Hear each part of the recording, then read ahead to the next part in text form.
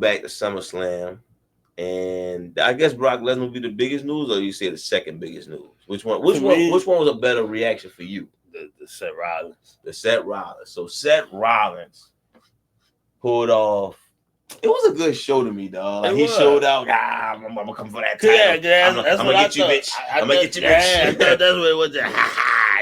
You might be champion right now, but just know. Don't forget.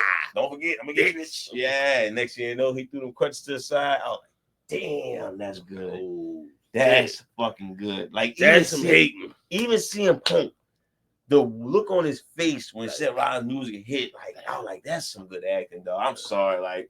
I know people don't hear wrestling acting, it is because this is my fucking TV show I watch every week. And watch him hold the belt up and then that shit, I'm like, yeah. He couldn't say it, but Hogan probably said it, but he was like, this nigga. Oh, God damn. Yeah. Of all people, this nigga.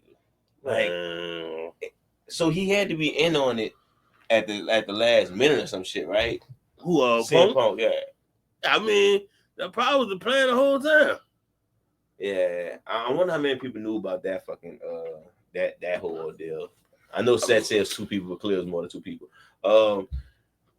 Yeah, that was like the acting. Just the acting in it was crazy. Like, wow. And I hadn't even been watching him on social media with his daughter. I seen one post of him with his daughter. Because I didn't watch the Saturday night's main event, so I didn't even see what happened. I just know it looked like a normal moonsault. So yeah, he played it off. LA Knight beat him, and then that was pretty much it. It was like, wow. I thought it was really a play to get the briefcase off from him and to give the LA Knight. I thought they was gonna do that too. And then when he came out, I'm like, oh shit. I'm like, he just reminded him, like, yeah, bitch, watch yourself. Then he, like you said, he dropped the crutches. He took that fucking brace off. I'm like, oh shit. Yeah, that was like, wow. They should have saved that for the last night. The second night? That should have closed the entire show, the entire weekend. Yeah, but Cena and Cody, man, that's the problem. That was a great fucking match. That's the problem. I ain't gonna lie, that was you're not gonna beat that. Like, you're not gonna beat the importance of that match with no disrespect to Gunther. Gunther don't have the star power those two have, so it's like, it was you had to give it to them, even though but night 1 was the same way in WrestleMania. Night 1 with the Paul Heyman betrayal, and then you had Travis Scott shit night 2. Even though both nights SummerSlam was good. But thank you. Seth Rollins then shook up the world again, and he got BLIZZY got another top 5. Oh shit, what you got? So of course you got to do the top 5 cash-ins. I actually think there's only 5 cash-ins to be like, ooh, that's something to talk about, you know. So let me see what I have. Okay, so shout out to Naomi, but when you think about it, hers was kind of just shocking, and it was doing a good match. It wasn't like one of the best cash-ins ever. Right. Shout out to Dean Ambrose. That was actually a good one. I debated on that one. Ooh, that could be top 5. But the problem is they got 5 better. They got 5 better cash-ins I could think of. Like Dean Ambrose shit, and plus he called it that I don't know if people remember, he called it on Raw. It was standing between Seth and Roman, because Seth and Roman fought in that Money in the Bank match, and it was like, you know what they said, who's gonna win? It's gonna be Seth Rollins, gonna be Roman Reigns, or when I win the Money in the Bank and cash in the same night. Yeah, I remember that promo, and he did exactly that. And I actually fuck with Dean Ambrose more than both of them during the time. He had the most potential of everybody during that time, but they Vince believing in Roman, Triple H believing in Seth. Nobody believed in Dean Ambrose like that, so that's what let him out. All right, top 5 cash-ins. Number 5, and I know people probably think it's controversial at this point, but I don't give a fuck. Edge, the first one. At this point, it's watered down. Like, not watered down, but it's just iconic. That's it. It's that was epic. Like, he laid down the formula and everything. Like, this how you do it. This is what the Money in the Bank is. Motherfucker get beat up, I just go cash in on his ass. So honestly, this is the reason why a lot of them didn't make it, because everybody just followed that formula, and it wasn't really a surprise, nothing like that. It was well, his was a surprise. It was the first one, but yeah, I gotta give the first one love. And people didn't really like Edge during the time, and it kind of gave him this ultimate opportunity persona. So yeah, I definitely put Edge at number 5 with More for Love. People probably reacted more to others. I get that. I agree with that. I mean, I hate Edge, but we gotta include that. All right. Let's move on to I think was the loudest cash in I ever saw. Like the biggest pop when this dude music hit, and then I don't know, my bad for hit clapping. From this music hit, and then when he won that bitch, everybody went stupid. This is the loudest one to this day. Like I get one other one's probably pretty loud, but this one was Dolph Ziggler. They went crazy. I was watching Raw. That people hated Del Rio. Y'all crowd was crazy, and they loved Dolph Ziggler. So it was just too perfect. And I'm talking about that Del Rio won his match. Dolph Ziggler music hit. I'm talking about explosion. And Del Rio looked like he was about to win, and Dolph Ziggler won the match. And that was one of he caught a concussion at the worst time. But yeah, that was y'all go look at that. That's the loudest cash in to this day. To this day, no cash in is loud. Cool, number 4. Yeah, I was trying to think. There's one other cash in that probably was. One cash in the same one we probably think about.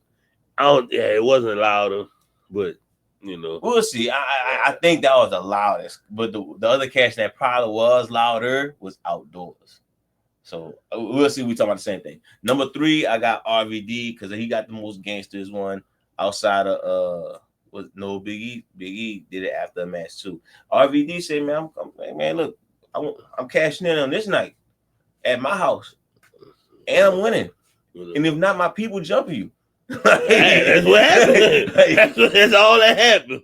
And I heard son don't like you, Edge. So he gonna hate. So I'm cashing in that night. As you hated on him. So I still think that was the most boldest cash, and I don't think nobody else. I think other people cashed in with a match, or did anybody else cash in with a match like that? Cena did it on Punk. He was like, "I'm cashing in at something, one of them pay-per-views." And that's when he lost it, huh? He lost it. Okay, then all right, but yeah, Rob Van Dam said we fighting this night, this time, in my house, and I'm taking it from you. He won. Yeah, even though it took Edge to help and Paul Heyman to come out and do a fast count. It was definitely on some hating shit. I was going by the boldness. Edge getting pussy that night. So. I'm going by the boldness of the cash in. So it was like, okay, that's why I gave it number 3. Like, now the top 2, which actually, when you think about it, is a debate, but fuck it. I'm gonna just just be a prisoner of the moment on this one. Number 2, I got the heist of the century, WrestleMania 31. It was doing a match people didn't want to see. Seth Rollins interrupted it and came in and cashed in. The reason I don't like it, because I wasn't that big of a Seth Rollins guy back then. It was like, whatever, Seth Rollins. And I get it. It was like, whoa, he cashed in on WrestleMania. He got in the main event. That was a fire moment. I can't lie, big moment in wrestling history. And I think, was that the crowd pop you were talking about? Yeah. I think the pop would have been just as loud as Dolph Ziggler, but it was outdoors. I mean, that's 31 where fucking Sting and the NWO. Bray Wyatt they fought at 3 o'clock in the evening with the sun out. The two darkness niggas fighting in the daytime. Broad daylight. Somebody might have been scared. You're like, no, fuck that. No. And the NWO come help out Sting. We just all fucked up in there. They talk about WrestleMania 9. WrestleMania 31 needs to be looked at. Because if you ain't have the RKO from Randy Orton and Seth Rollins cashing in, that's one of the worst WrestleManias. And then the next year, Daniel Bryan won the kind of belt in that year in the ladder match. Yeah, honestly, I just remember the picture. I don't remember the match. Yeah, like that was one of the worst WrestleManias ever. Yeah. Like y'all, 32 was worse, but that was they had them 2 moments.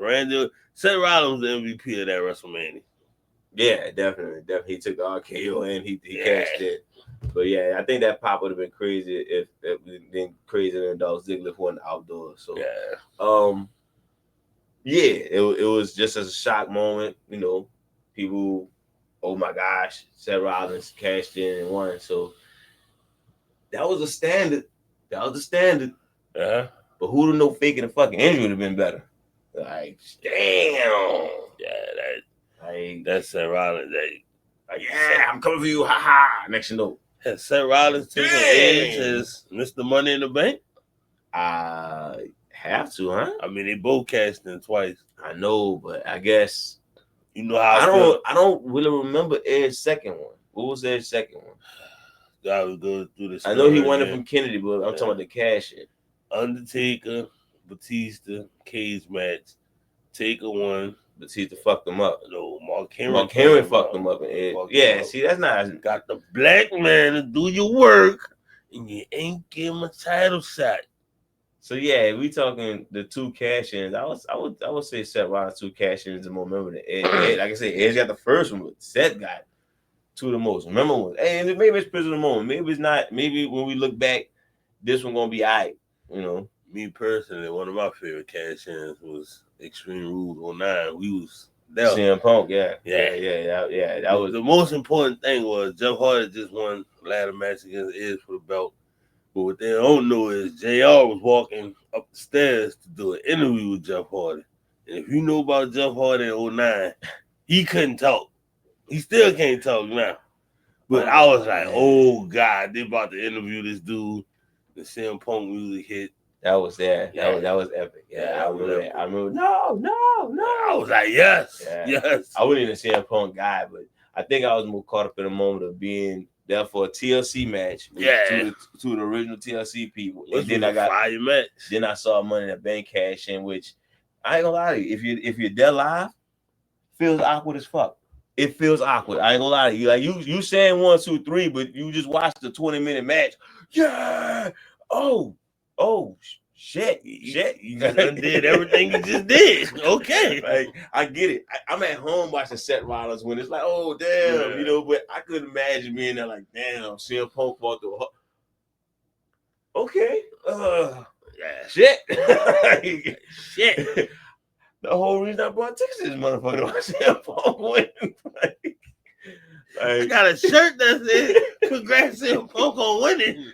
What the fuck I'm gonna do with that? Like, just know I know about Jeff Hardy winning stuff. I've been in a situation where Jeff Hardy winning stuff and getting taken away was like feel like a robbery. So because they knew how he was gonna celebrate. It was like, we can't give Jeff too much. Yeah, not enough mic time. It's gonna get crazy. I had the Goldberg. They called it 16 years ahead. You got the Goldberg the situation. Jeff Hardy was like, oh, I want to thank. Nope, don't worry about it. Don't thank nobody. Just keep moving. All right, that's all I got on the cash in.